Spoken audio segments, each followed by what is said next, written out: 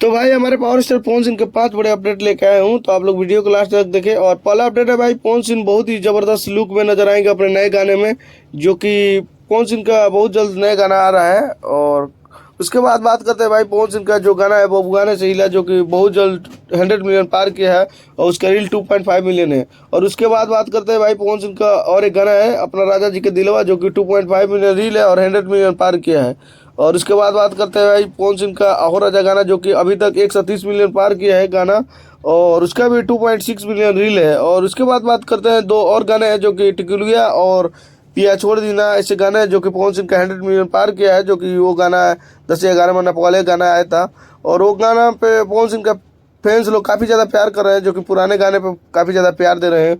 और पवन सिंह का नया गाना नहीं आ रहा, तो इसलिए पवन सिंह के पुराने गाने पे पवन सिंह के फैन काफ़ी ज़्यादा प्यार दे रहे हैं और काफ़ी ज़्यादा सुन रहे हैं।